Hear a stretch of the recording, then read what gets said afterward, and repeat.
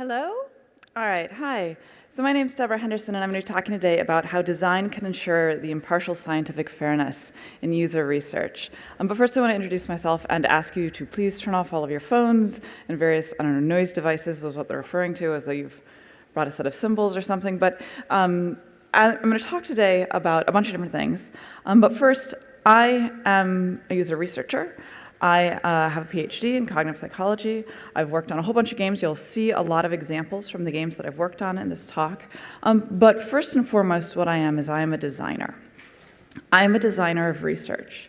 And I have come to ask a favor of those of you in the audience who design games, which is I'd really like to stop talking about methods.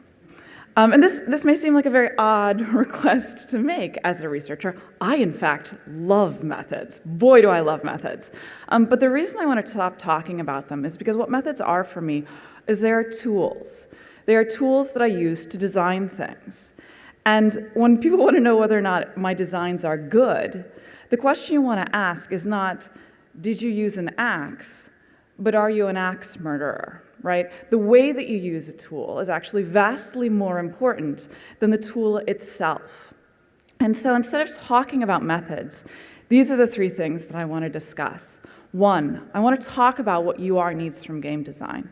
Because let me be clear, without the assistance of game designers, I will never be successful. Two, I want to talk about how I design bespoke research, because every single piece of research I design is in fact bespoke. And three, I want to talk about how to ensure a just interpretation of data, because I think this is probably the largest friction point between game design and research, is making sure that the interpretation is in fact fair. So to begin with, I'm going to talk about what UR needs from game designers. And to talk through this, I'm going to use a case study. It's a little bit of an unusual case study because it's from the 1740s. Allow me to introduce you to a designer. This is Samuel Richardson, and he is a very good designer. He's known as sort of the father of the modern novel. So the field that he is working in is the novel, right? That's the hot new technological wonder for entertainment of the day. And he builds basically the first successful franchise. And that I mean he writes two books. One's named Pamela, one is named Clarissa. In the tradition of all fine franchises, they are essentially identical books with different titles. And he is hugely successful with both of them.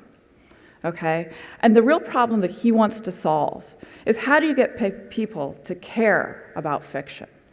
And this might seem like a problem that some of you in this room are also working about, how you get people to care about your imaginary worlds and things like that. But he means this really literally, because this may not be obvious, but the problem with fiction is it's all lies. Why would anyone care about a character they know is imaginary? This is the kind of problem he is trying to solve. And his main theory for how to solve this is something that's going to be known as the willing suspension of disbelief. He thinks that if you just get people to treat fiction the same way they would treat nonfiction, you can get the right kind of engagement. You can build presence, right? So this is an idea that Coleridge is later going to sort of codify when he says, a semblance of truth sufficient to procure for these shadows of imagination, that willing suspension of disbelief, for the moment, which constitutes poetic faith. And so the goal that Richardson has is to sort of minimize the gap between fiction and nonfiction so people can treat his fiction as though it is nonfiction. And his solution for this is actually a really interesting one because it is a technical solution. It is a solution that can be applied independent of content. He thinks the future of the novel is the epistolary novel. All right, so the epistolary style is where you write letters back and forth. And he thinks this for really beautiful reasons. He sits down and just tries to calculate sort of how you minimize the gaps between fiction and nonfiction. He points out, with this letter writing style, you just minimize the number of leaps of faith you ask your consumer to make. So you have to assume the following things. One, you have to assume that people are slightly more verbose than usual. And remember, this is a time when letters are actually delivered 3 to 5 times a day, so it's more like email and less like snail mail. Second, you have to assume that your letter writers have good memories, so they can include all the good bits in their letters. And third, you have to assume that people have an unusual propensity to keep their letters, because in theory, what the novel is a collection of those letters. And what I love about this is both a beautiful demonstration of design thinking. This is good, clean, crisp design thinking. And it's also just fundamentally wrong. And it's in that sort of tension between really good design thinking and like anybody who's ever actually read a book and thought, no, the epistolary style, I don't need that. Like that tension, that's not only where user research lives, that's actually where science lives. Because what we have here is falsifiability, okay? And this is the one thing that every scientist will have in common, no matter what their field is a deep and profound belief in falsifiability. And falsifiability is the idea that a scientific theory must be capable of conflicting with possible or conceivable observations, okay? This is how science builds its identity. In fact, when we talk about science, we will draw a line between science and not science that is entirely based on falsifiability. So for instance, Albert Einstein is not science. Okay? In 1905, Albert Einstein has what is known as the Annus Mirabilis, where he publishes 4 papers, one on the photoelectric effect, one on Brownian motion, one on special relativity, and one on that old chestnut E equals mc squared. Of all of these papers, he wins the Nobel Prize for the first one, the photoelectric effect. And the reason he gets the prize for that is not because his thinking was better in this paper than it was in anything else, but because a man named Millikan could come along and test it, and he could run an experiment, and he could set Einstein up to fail. And you know what? Einstein didn't fail. And because of that, we had evidence, we had scientific evidence that he was on the right track, right? And it's important to recognize here that falsifiability is actually a relatively new idea. So Popper, for instance, died in 1994, right? This is all 20th century thinking for science. But for games, I actually think this idea is core. Because, as Lou Gehrig once observed, I love to win, but I love to lose almost as much. I love the thrill of victory, and I also love the challenge of defeat. Game designers understand that a victory isn't a victory because it's a win. It's a victory because it could have been a loss, right? The value of the win is not in making a whole bunch of cheap wins. It's often in really sort of riding that ragged edge of destruction, right? Getting really close to failure and pulling up, because that's a real win. You really earned that one. So what I need from design is I need you to be Einstein, okay? I need you to build me that theory. I'm going to talk through a sort of practical way to actually do this. So the way that we do this at Microsoft is we have designers. The first thing you'll do when you start onboarding with UR is we won't run any studies. Instead, what we'll do is we'll sit down and talk about your design intent. And we talk about it in a very sort of systematic way. We want to build out a theory that we can then test in a falsifiable manner. And we do this in a couple of ways. First, we try to build out game-specific experience goals. What are the promises you as a game designer are trying to make to your player? Second, we break those down into subcomponents because generally speaking, the people that we work with are very ambitious. We need to make them into sort of more consumable units. The next thing we do is we make sure that all of these units are measurable, and by that I mean falsifiable. And then finally, the sort of last and most important thing that we do is we write these in a way that's feature independent. Because here's the thing. Games start off, they're scoped in a certain way, and then some features work and some features don't, all right? And it's okay for a feature to disappear as long as the experience ends up being there in the end, right? So I'm going to give you just a real example of this. I've neutered it a little bit to sort of hide privacy and things like that. But here is a sort of basic way that we break down sort of open world, right? Frictionless exploration, that's the goal. Right? And what we mean by that is I'm motivated to explore and do so without limits or friction. I then break this down into sort of more useful components. So, right, need pushes me out. My base is not self-sufficient, but needs me to go out and explore. Curiosity pulls me further. I may head out with an initial goal, but the environment I see and the people I meet tempt me, making me want to explore. Exploring is frictionless, exploring is rewarding. And as I read through these may seem very generic, but they're not, and they're not in a very specific way. So think about the word curiosity. This probably aptly describes a game like Fallout 4, where you start off and you're walking out and there's an awesome silhouette and you wonder what the hell that is and you move in that direction and you just, what's over there? I should go look over there.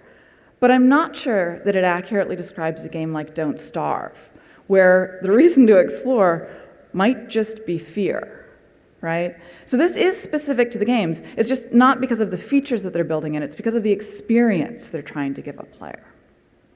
So if you can build out a theory like this, I can then design research for you that's specific to test this particular theory. You, as the designer, have defined what success should look like, and I'm going to measure against that. And I'm going to walk through here a number of the sort of design pillars that establish good UR practices. And these are things that, independent of method, should be true. So the first thing I want to talk through is power. So power is basically the relative strength of a signal. It's the loudness of the thing that I'm trying to measure. So I'm going to give you an example. This is a video. There are actually 5 people here. The 5th one's in the missing corner, and they'll show up shortly. And what I want you to do is I want you to watch these videos, and I want you to look at the eye tracking, that's the little red dot, and I want you to tell me, is there a pattern or isn't there? Can I do this?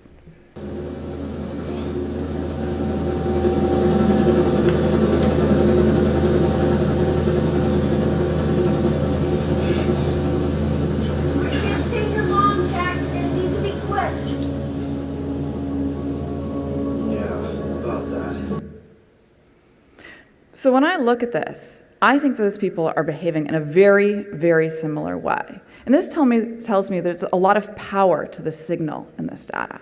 And this is an important concept because oftentimes the first question that somebody asks after I run a study is, how big is your N? And what they mean by this is, how many people did you run? And this is oftentimes viewed as a way to judge the sort of goodness of a study. And the answer people are looking for is, oh, it was terribly big. I ran lots of people, right? And non-researchers hear this, and they're just like, this is awesome. This is a very expensive study. I'm super excited about this. They like lots of people. Here's the problem. I will ask this question, but here's how I'm asking this. When I ask this question, what I'm really saying is, are you cheating? Do you have a real thing there? Or did you just run enough people that you could overcome a very small power thing and discover it? Because one of the things about things that are not very loud, things that don't have a lot of power, is that you can test them if you just test a lot of people, and then they show up, and they are fancy things like statistically reliable, right? And that's not actually a good reason to care about something. You probably care about something if it actually is really, truly meaningful. And what's interesting about this is that the way that you calculate an appropriate N does vary based on the method that you use, but this is actually just a bunch of math. And any UR is going to know how to do this math, right? Sometimes you can use a small N. Sometimes if you're asking about emotional questions like, is the game fun or something like that, you are going to want to increase it. But overall, when I say increase the N, I'm talking about maybe running 30, 35 people at once in a given condition. And if you have somebody who's presenting you data and they're like, this is statistically reliable, don't worry, I've run 2,000 people, the question you need to ask is not, how big is your N, but what's your effect size? Okay? This is, again, is a very basic sort of math thing. There's a standardized way to interpret this. You can ask that instead of what's your N. You can Google what the correct answer is, but it should be big if you want to care about it, right? And what's great about this is that power is one thing, but what we really sort of balance this against is an assessment of risk. And there are a number of ways to judge risk. I think the most common way that people judge risk is in terms of just popularity, right? How many people does this affect?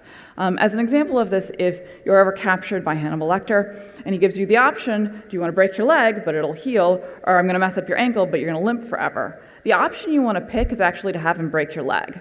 And the reason is because this is a sharp, painful thing, but our stress systems are very capable of dealing with this.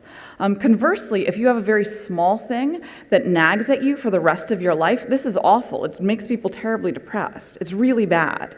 An example of this in gameplay is retraversal. If you mess up your checkpoints, you make people rerun that like half a second of like information that they didn't want to see, that cutscene that they didn't want to watch 4 or 5 times, this becomes stunningly grating, right? And it's because of just the pure repetition that generates risk.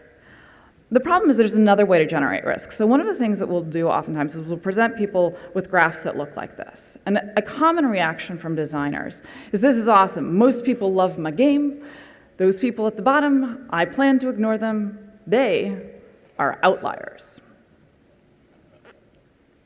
From a math perspective, you might have a point, though there's actually, again, a mathy way to actually calculate that correctly, and they may not actually be outliers. But from an experience perspective, I will never throw those people out. And the reason I won't throw those people out is because those are the people I am most worried about. Those are the people I need to pay the most attention to, because something has gone terribly, terribly wrong for them. And I need to know what that is so I can make sure that never happens again. Let me give you an example. So this is an example from a game called Haunt. It was a Connect game, so the way that it works is you would fight various ghosties in a house, and they would give you instructions on how to battle them. So in this case, you were supposed to cover your eyes, so you'd put your hands over your eyes, and the Connect would see this, and you would essentially be shielding against an attack. But here's another prompt that they used. So there's cover your ears, and then there's this one. And what is interesting about this is in some ways not a failure in any way, shape, or form. This player, in fact, beats the ghost. He is a winner because Connect can't tell the difference between this gesture and this gesture when you do them repetitively. But I would argue that you need to see very few people make this type of error before thinking, I should really fix that. I should not use the word thrust here. I should maybe use push or shove or something that implies that I'm using my hands, right? This is another kind of risk. And one of the things that we will do just in all of our reports is we will go through and we will give a severity assessment based on this kind of risk. So every time we will write up a report, some things are very important, some things are less important, and we'll just communicate them to people. So another pillar that we want to talk about here is control. And control is the idea that if you subtract information out of a situation, you can in fact reveal. So I'm going to give you an example. I'm going to show you two videos from a usability session. We are playing by standard usability rules here, which means that none of the participants know anything about the game. And I want you to just spot the differences. Ooh. Oh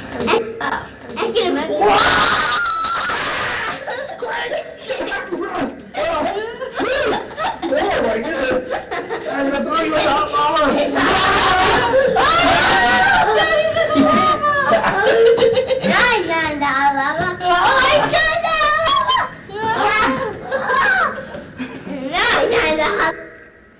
So that's the first one, and here is the second. Whoa, whoa, what just happened? What? What are you doing? Are you supposed to get in the hot lava? What is that? So this second reaction turns out to be, I would say, the closest I've ever seen to universal, in a sort of like, you have an infinite number of things you could do, and what do? You get under the lava. If you are under 5 and have not played this game before, and have never had the experience with the idea of hot lava, everybody just climbs underneath it. There's, in fact, an achievement if you do this, which presumably only children receive, because it is so common, right? And what we've done here is we've controlled out for the most common thing that I have to control out for, which is knowledge. In this case, it wasn't actually the designer's knowledge, it was the parent's knowledge. He looked at the game and he said, I know what this is, I know how to play. And they played that way, and they had a wonderful time. It was delightful and fun. But this also was pretty amazing for people, right? And controlling for knowledge in the lab is important, but it's also actually important as you sort of expand outwards. And the other big place that you need to consider control is actually in your org chart. So this is my org chart. In it, game designers here go up through Phil Spencer. There is a layer cake of useless people in between. And on the other side, there are user researchers, and I report all the way up through somebody else. This means that for a game designer to come into conflict with me and in some way limit what I'm able to say in my analysis, they have to go over Phil's head. And I'll be honest, nobody ever does that. Conversely, this means that design is always also free to bet against me, right? Because the thing is, what makes a good designer and what makes a good user researcher are very different things. And what you want is somebody who knows something about research judging me, and somebody who knows something about design judging a designer. So the main thing that we control out of things is noise. And I'm going to give you an example from Toy Soldiers Cold War. So in this game, this is a screenshot from the released version, but I want you to notice the little bar at the bottom that says barrage. This is something where players would go through, they'd get in a gun, they'd start killing things, and if they killed enough things quickly enough, they would unlock basically this awesome reward, which is a little Rambo, and you could run around and shoot things. It was amazing. The problem is that when they first built this, that bar in the corner, it wasn't blue.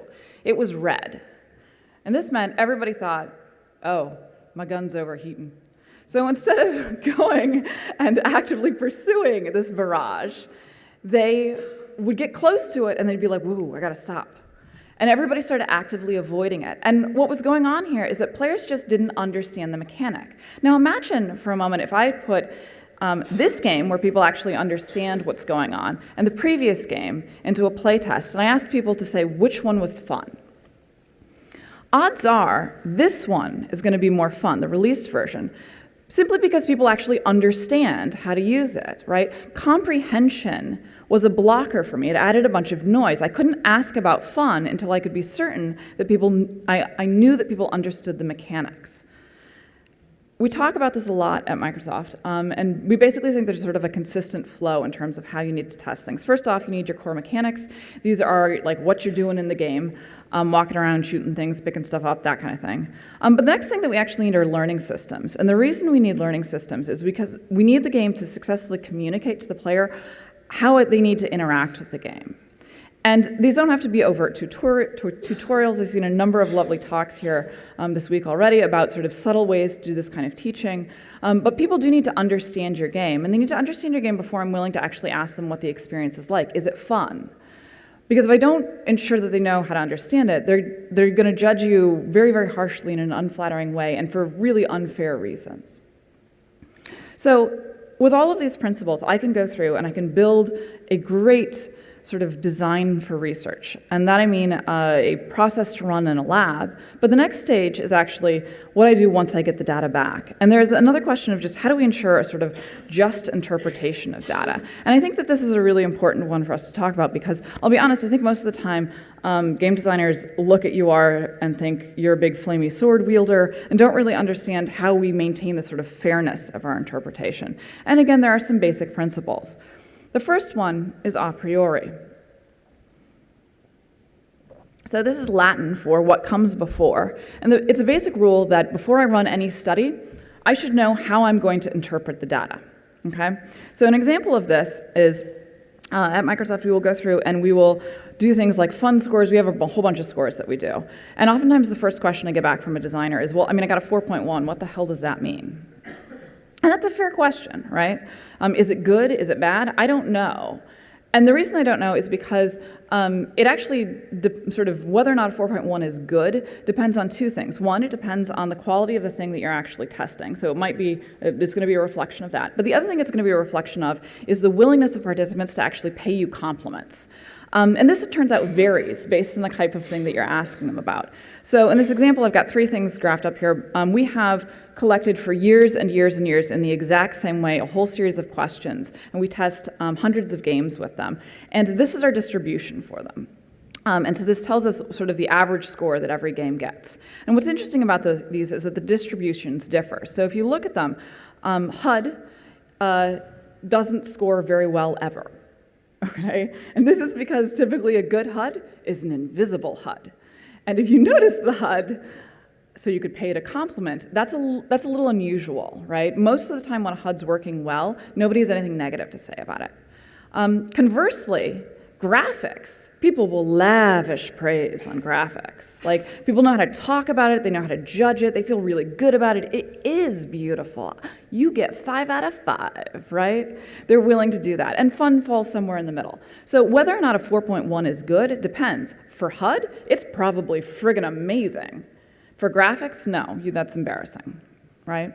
And what's interesting about this is that I know all of this before I run my first study. If you sign with us, and I go and I say, hey, I'm going to be a user researcher, I can tell you 3 years in advance what I want to see before you actually ship. I'll be like, these are the scores I want to see.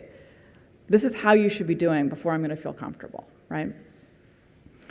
So the next thing the data needs to be is it needs to be actionable. And what I mean by this is you need to actually be able to use it in some way. If I go through and I tell you you're a terrible designer, but I don't actually tell you how to help that or fix that in any way, that's really, really problematic.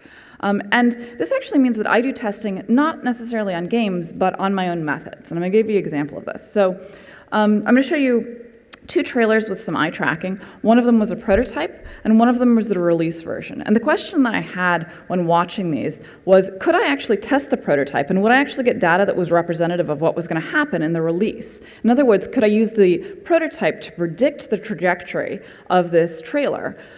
And so I could test it early enough so somebody could actually fix things and get ahead of it. What's convenient about this clip is that because they edited things out of the prototype and the release are slightly out of sync, so you'll be able to look at one and then look at the other. So, whoop, that didn't work. Where is my mouse?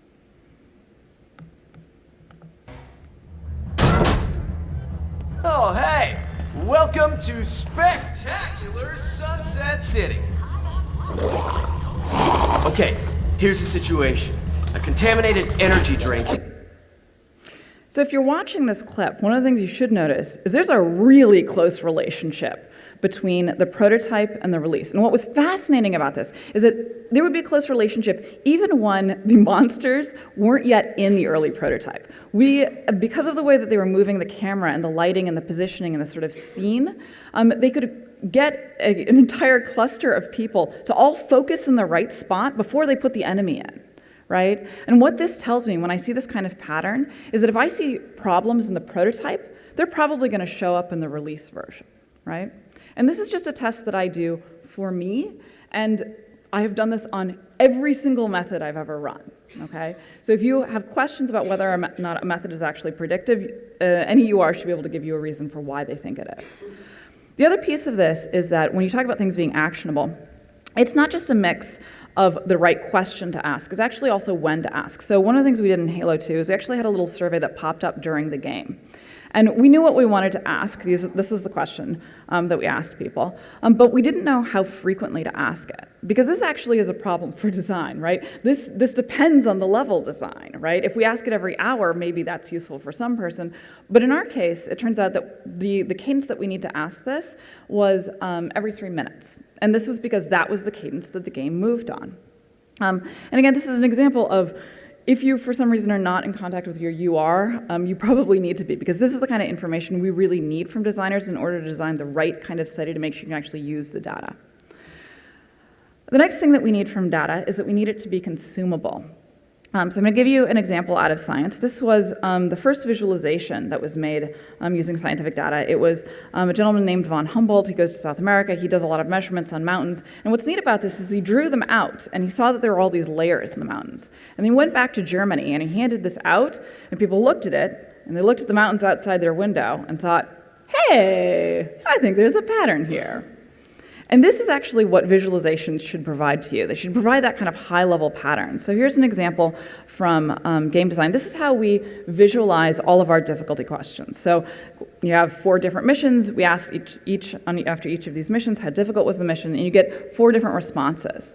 It should be, I hope, relatively clear if you study these slides for a couple of seconds, that the one that you want is the one with the tallest green bar, right? Because this is the one that has the right balance for the most people. And conversely, if you compare the bottom 2 visualizations, if you get that feedback on 2 different missions, you should respond in very, very different ways. Because one of them is broken because it's too easy, and one of them is broken because it's too hard, right? And the way that you handle that is just fundamentally different. Finally, the last thing that data should be when you're presented with a report is diagnostic. So I talked a lot about falsifiability to begin with, but there's actually another way that science sort of generates hypothesis, and this is known as inductive reasoning. And before Popper, this is sort of what a lot of scientists did. Essentially, they went out in the world and they observed things and they looked for patterns and they generated hypotheses. And so when Newton went and gave his sort of theory of light, one of his methods that he had to actually demonstrate so that other people could replicate it was how to build a prism so that you could actually go and break apart light correctly so other people could see it, right? Here's an example from game. This is a terrible graph. I made it. The reason it's terrible is that it was actually based on telemetry. So it was a bunch of currency that we were earning in a game. And what I found from it was that there were these huge spikes. Like, people were starting off with a certain amount of currency, and they were getting these 4 times increases from certain encounters. And when I presented this to the game designers, their response was, that's impossible. that your telemetry is bugged. I don't believe you. That is not okay. And it turns out the telemetry wasn't bugged. This actually was an error. But we just couldn't tell why this error was happening from this graph. Instead, we needed to actually go through and visualize the behavior in a different way. So this is Rise, and the way that you earned currency was typically through building up your combo, and as your combo got higher and higher, you got an exponentially larger reward. And when we went and we looked at sort of the low breaks in terms of combos and the high breaks, there was something really distinct about the high breaks, which is that they all tended to occur during these instances where you weren't strictly speaking in combat, you were instead in these kind of moments where you would be put in a ballista, and you could kill a bajillion things all at once, which meant it was very easy for people to get combos of 300 rather than 12, right? And this actually was what was throwing things off, and why the designers needed to sort of fix that. The other fallback that we have here is actually to just look at behavior. So this is one of the most common ways that we will use telemetry, which is that we'll build a map, we'll mark out things that we think are interesting, and then we'll just link it to videos. So if you are the guy who's in charge of cars and you just want to watch 500 videos of cars, great. I will make it easy for you to do that so you can figure out what's working and what's not. So I think a fair question to ask at this point is, wasn't this whole talk about methods? And to a degree it was, but a very, very sort of high level. And the reason I'm keeping it at this high level is because if you want to know what a good method is, this is really the test. You need to make sure that it follows this complete cycle, right? You should be able to generate a design theory, you should do some falsification testing, you should reject whatever doesn't actually work, you should diagnose what's wrong, and then you should be able to generate new design theories so you can go off and make new, better versions of it. So let me give you an example of how to evaluate two methods. Say you have the following question: where are players getting lost, right? You don't want anybody to get lost, you want them to walk forward, shoot the right things, and never get lost in your level. Fine. There are two possible methods here. One, telemetry. Everybody loves telemetry. It's the greatest, the newest, the wonderkin at the moment. And I'm going to compare that against a really old school method called asking people. Did you get lost? Yes? Where? So I did this on the same level. So these are examples from quantum. That, by the way, is a great example of what getting lost looks like for telemetry. What the hell is that blue dot? These are all heartbeats of players. What the hell is that blue dot out there? It's somebody who has escaped the level. They've jumped a fence, run out of it, and they just keep going until at some point they fall off a cliff and die.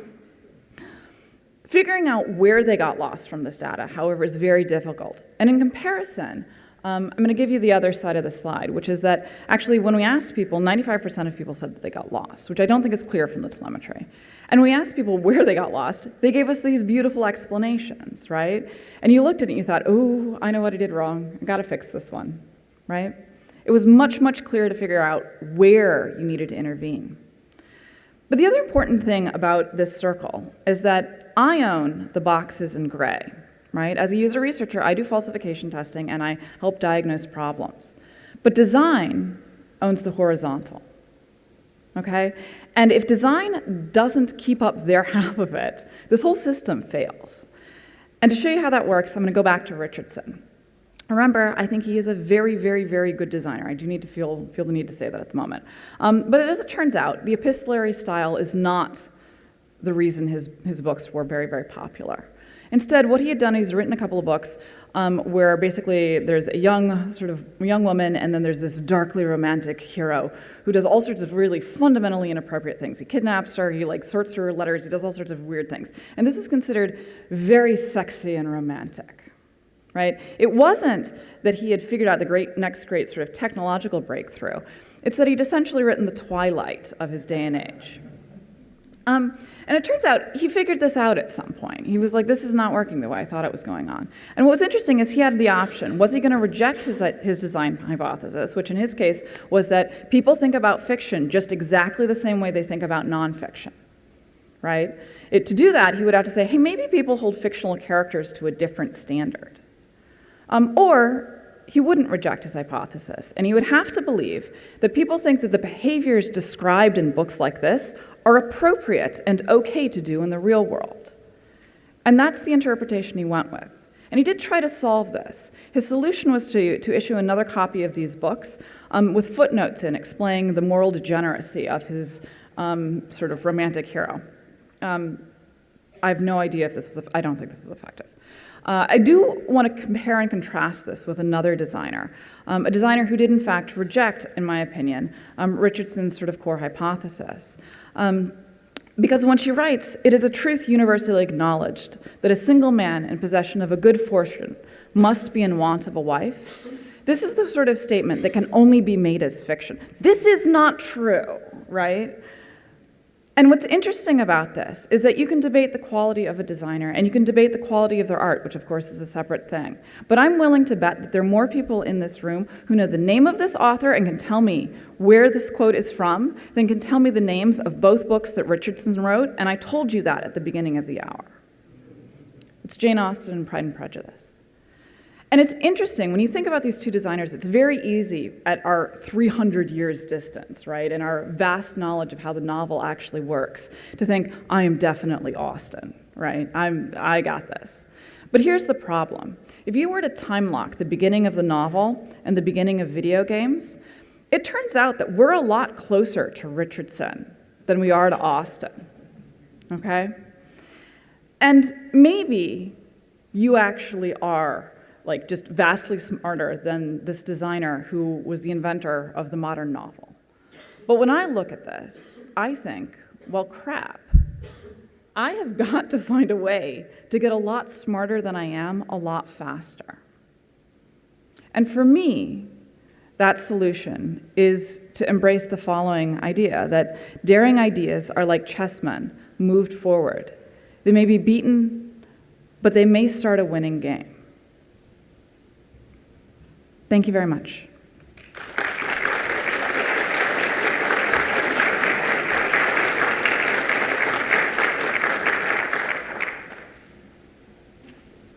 Yeah. Oh, is this on? There we go. I was curious, in research, usually you can find results that either confirm or refute a hypothesis from the game design team. But I'm curious what happens when you get maybe a highly controversial hypothesis that in fact you find a null result, no relationship, or that something doesn't affect what you thought it did. So typically, it's actually harder to find null results in game design testing than it is in science, because typically the hypothesis is, I made this better. Did I make this better? It doesn't necessarily mean that you haven't, in fact, added an improvement if you don't see that kind of jump, because it turns out that you oftentimes, there's an idea in psychology known as the just noticeable difference, where you actually need to make a sort of a large jump before people are willing to pay you compliments on it. And so unless you're actually adding a feature that's generating problems, typically we're like, yeah, that's probably a good idea, or at least it's not bad, let's keep moving, right? Because we're on a production schedule, people, we gotta keep working on this. So that tends to be how we handle the kind of null hypotheses. Yeah. Hi, I'm Pim Verpoki. In one of your slides, I think it's a slide about the benchmarks, you're showing fun as a metric. I was wondering, how do you measure fun as a metric? We ask people, how fun was this game? In that particular case, we have used, Microsoft uses a benchmarking process when we're actually establishing these kinds of things, where we have asked the same set of questions in the exact same way across a multitude of games to sort of control out any of the variance in terms of just how people interpret this. Obviously, fun is not the only thing that you can use as your high-level metric. It just happens to be a very common one because it is, generally speaking, a good high-level KPI, right? All right, thank you.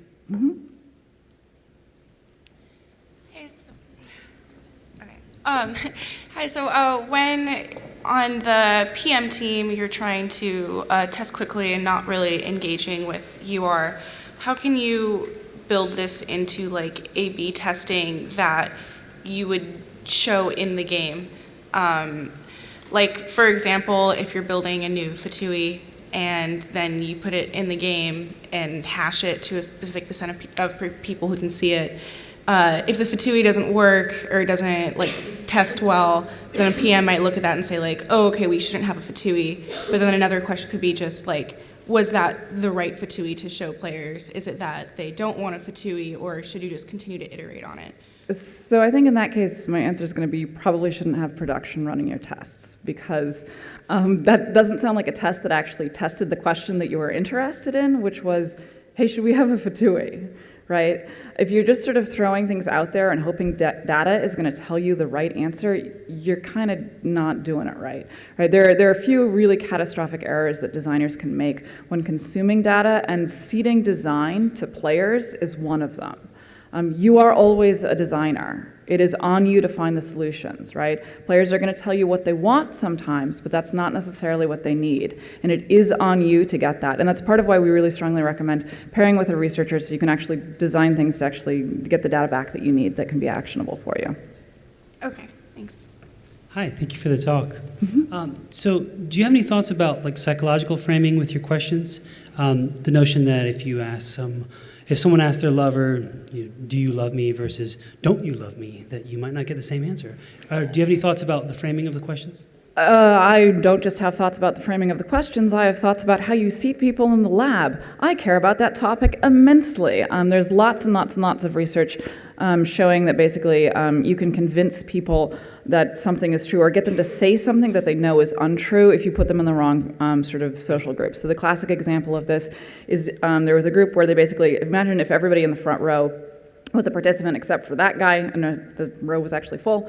And we went through and we asked everybody, hey, here are 3 lines. Tell me which one is longest. And every single person in the front row picked the wrong one. By the time we got to him, he'd probably pick the wrong one too. And this is just a demonstrated effect. And one of the things that we do is actually when we test people in large groups, we put blinders on them. Essentially, we put them in little cubicles so they can't see people. And so there's no indication of whether or not you're progressing, for instance, slowly through things, or because you should be going at your own rate and all of that kind of stuff. So we definitely worry about that an enormous amount. It's also why one of the most common things that if you are for some reason running your own research and you are a designer, the #1 recommendation is stop talking to people. While you're running things, right? And I jabber constantly during usabilities, but that's because I've been trained in the right way to sort of ask questions and things like that. Thank you. So, I think I'm out of questions. Oh, you got another one. Okay, so when you're looking at data that you're getting from an experiment you're running, sometimes you might, or typically you would expect the data to follow a certain story. So like you're increasing engagement and retention, and then thus your average revenue per daily user goes up. But oftentimes with experiments, we see like maybe average revenue went up, but then there might be like a 0.3% reduction in your retention, or revenue went up, but engagement is down. How can you kind of like filter through your data, or then design more tests to get to like what the heart of is really happening through this test and what like their real reaction is to it? So it's fine to use those kind of high-level metrics to sort of keep track of sort of your progression on something, like I'm moving up or there's a red flag here. But in the same way that like the graph that I had around currency tracking, if you're too high level, it's just not actionable, right? You have to get more context there, and frequently do it just through qualitative questions. When you made a choice, why did you make that choice? Okay, great, explain it to me, and then I'll go through and understand it that way. So, but I guess if we have data on a quantitative level, it can be like representative, but then how do you know that the user you would be talking to on a qualitative level would be representative of all your users? Well, because you sample correctly, is I guess the answer. It's the sort of thing where you have to, sometimes people think that the best way to run studies is to basically run them like the census. That's not true. You don't need to get every single person in your database to answer a question to know whether it's representative. Instead, you correctly sample and find the right people. Okay, thanks. Right? You're talking a lot about formative testing. Do you have a process for looking at analytics post-launch? Mm-hmm. And what is that process like? We pull the data and we look at it. Typically, what we do is So you can't just hook everything in telemetry. You have to actually go through this entire process to begin with. If you want to have effective telemetry, you need to start off with a design question that you're trying to answer. You need to figure out how you're going to answer that with data. You typically need to prototype this a couple of times to make sure that it actually works. You then need to get it hooked. You need to then check your pipelines to make sure that they're hooked correctly. And then things will come back and be informative. I'll be honest, I am mostly in the business of trying to prevent problems before they are released, but we do definitely do ongoing engagement stuff, and we certainly use telemetry. I'm more likely to use it in the lab than I am just post-release, though. Thank you. All right, this time for reals. Thank you very much, everybody.